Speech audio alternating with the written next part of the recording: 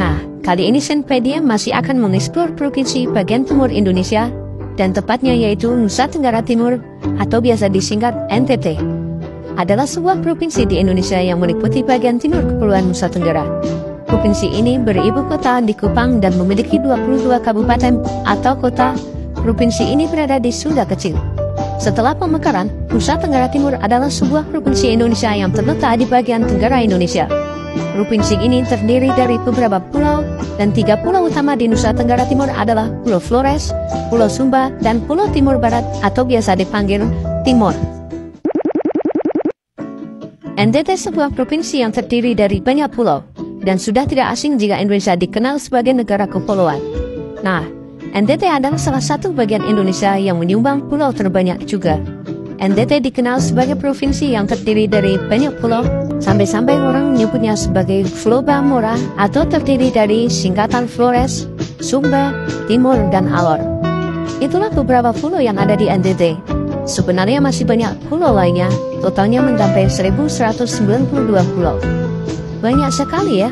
Dari pulau sebanyak itu, 44 pulau dihuni manusia, sedangkan 1148 berupa pulau tidak berpenghuni. Banyaknya pulau ini juga menghasilkan beragam kebudayaan dan ada ratusan suku yang mendiaminya. Siapa yang tak kenal dengan tenun NTT? Saat ini ada ratusan jenis corak tenun yang berasal dari ratusan suku tersebut. Setiap suku punya makna tersendiri dalam corak tenun mereka. Contohnya tenun Sumba yang bercorak ayam dan kuda, yang bermakna kehidupan rumah tangga dan kekuatan. Tenun Pulau Timur identik dengan warna-warni ceria yang siap kamu kombinasikan dengan fashion terkini. Nah, NTT bukan hanya Labuan Bajo dan Komodo. Mungkin saat ini Labuan Bajo dan Komodo menjadi objek wisata terpopuler di Indonesia. Tapi ketahuilah bahwa ada begitu banyak tempat indah yang mungkin belum diekspos di media. Ada Danau Kalimutu di Inde, Werebo di Manggarai, Liang Bua, Aman Laut 17 Pulau di Kabupaten Ngada, Gunung Inereye di Bajawa, Pantai Koka di Maumere, atau prosesi Samana Santa saat Paskah yang disebut-sebut menjadi laran duka Mbak Vatikannya Indonesia. Oral warna-warni Pantai Parobano, air terjun Ohele di Soe, Pantai Lasiana di Kupang, dan masih banyak lagi. Dengan beragam suku, budaya, dan bahasa, tidak mengherankan kalau budaya, bahasa, bahkan tata cara dan adat istiadat masyarakat NTT sangatlah beragam. Masing-masing pulau memiliki bahasa dan budaya yang berbeda-beda.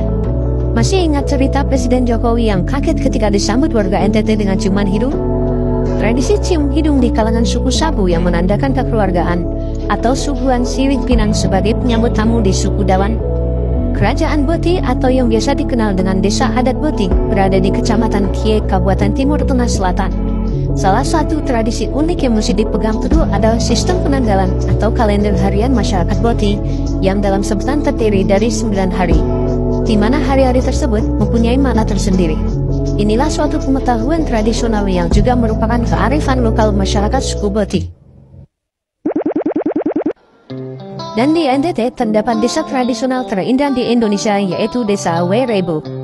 Di sini dapat kita jumpai rumah adat yang hanya terdiri dari 7 buah, di mana telah bertahan selama 19 generasi. Rumah tradisionalnya terbuat dari kayu dengan atap dari ilalang yang dianyam dan disebut barung liang. Bentuk barung liang mengerucut ke atas, sebuah arsitektural tradisional yang sangat unik. 7 barung liang ini berkumpul di lahan luas yang hijau dengan dihiasi bukit-bukit indah di sekitarnya. Awalnya masih sangat sejuk karena dikelilingi hutan. Desa Werebo merupakan sebuah tempat yang bersejarah sehingga menjadi situs warisan budaya dunia oleh UNESCO pada 2012 yang lalu. Selain pemandangannya yang indah, kita akan disambut dengan keramahan penduduknya saat tiba di Desa Werebo. Perpaduan kearifan budaya lokal dengan 7 rumah adat yang terletak di puncak bukit nan hijau membuat tempat ini layaknya surga di atas awan. Namun sangat disayangkan, kenyataannya tempat seindah ini masih asing bagi masyarakat Indonesia, padahal sangat terkenal di mancanegara. Nah, jika kamu mau melamar gadis NTT, ini mahar yang harus disiapkan. Tradisi pemberian mahar yang disebut belis itu bisa menghabiskan biaya hingga total puluhan hingga ratusan juta. Pada kenyataannya, belis bukan hanya diberikan pihak laki-laki kepada pihak perempuan. Sebaliknya, pihak perempuan pun memberikan hadiah bagi pihak laki-laki. Dan itu bisa berupa gading ataupun hewan seperti kuda atau kerbau. Namun jika dinilai dari harganya, belis yang diberikan keluarga perempuan jauh lebih murah dibandingkan belis yang diberikan keluarga laki-laki. Jika yang akan dinikahi adalah wanita dengan status sosial tinggi, maka hewan yang diberikan mencapai 30 ekor atau 7 batang gading. Untuk rakyat biasa sekitar 5-15 ekor atau 1-3 batang gading. Dan untuk golongan yang lebih bawah lagi akan dibayar oleh tuan mereka.